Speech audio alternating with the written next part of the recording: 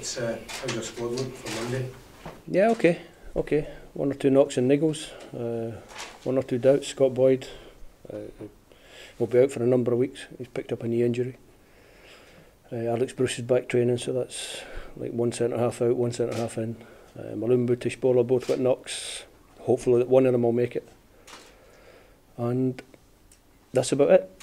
Scott, was that at the weekend there, or was it in training? Or? No, he did it in the game against Livingston, I think it was. Right, okay. Bit of a blow for him, because he played quite a few games, this, about 20, 30 games. No, he's done well for us, Scott. Done really well for us this year. Earned himself a new contract for next year, which is good. And we'll help him with his rehab, and hopefully he'll play a part before the end of the season. Give me, he's signed a new deal, has he? Yeah. Yeah, for another year. Yep. For another year. What have you made of the recent incidents off the field? We were talking about this 2 weeks ago with yourself. Now we're seeing objects, bottles, coins, a lot. Yeah, but you keep asking football managers and football coaches about what's happening. It's not really our job, is it? But you potentially, like Gary Caldwell the other night, are targets now.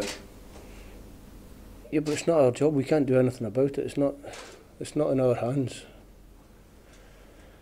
You don't want to hear or see any racism, sectarianism, homophobia. We don't want bottles thrown. We don't want coins thrown. We don't want anything thrown. We want people to be able to walk up to a football match without feeling threatened. We want them to go home without feeling threatened.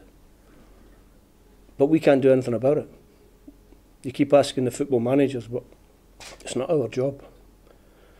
The authorities, the lawmakers, the law enforcers, they have to step up, do their job. That was the kind of point that the Scottish Government was making this week, saying that if the football authorities don't act, then we will. Should it be left to the football authorities to act? I think they should get first crack at it. If they don't do it properly, then the government should step in, yes. Bad indictment of our game, if that's the case, isn't it? Well, that's up to the people that run the game. Put their house in order. You've got chums down south. How do they view our game when they see this sort of stuff? I haven't really spoken to them about it, to be honest. We try and, believe it or not, when we're away from here, we try not to talk about things like that. Sure. What about St Mirren then? They've fair come into it, but draws at Hearts and Aberdeen, and then a big win against Livingston. Yeah, good results, recent. But when you're down the bottom, you have to produce results. Otherwise your season just peters out and you get relegated. There's not too many teams that enjoy getting relegated, that enjoy being in a relegation battle, so we go there expecting a really tough game. Like you said, they've picked up 5 points in recent weeks and seem to have turned a little corner, so we know we have to be on our guard. And for yourself, is it just tweaks that need to be made, do you think, to get back in the winning run? Yeah, it's just a little... I think if you look at all the teams in that sort of middle section, from ourselves probably all the way down to Livingston, all those teams have shown that capable of going on good winning runs, and also capable of going on runs where we don't pick up as many points as we would like. That's why it's so congested in there. But for us, as always, to focus on performance and try and get back to winning ways. It would help us if we started scoring a few more goals, because the goals have been in short supply recently, so hopefully we can address that problem this Monday night. Just on that front, a quick one on Ian Brophy. I was speaking to Alec McLeish a couple of weeks ago. He says he was really impressed with Clarke and Brophy. What sort of level do you think Eamon's playing at the moment, and how impressed have you been with him? No, Eamon's done well for us. When I came to the club, he wasn't really involved that much.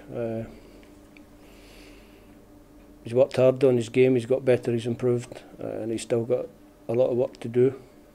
He will get better if he does the work, and he'll always score goals because he's a goal scorer. He came off the bench for his last game, had two great efforts there goalkeeping. We had one unbelievable save off Eamon, and that's the goal threat that he brings us. Is that a realistic target for him in time, to start saying like you could make it to that level? I think for Eamon the first target has to be consistency of performance week in, week out at club level. If he can do that, like I said before, he'll score goals, and if he's scoring goals, every manager likes a forward that's scoring goals.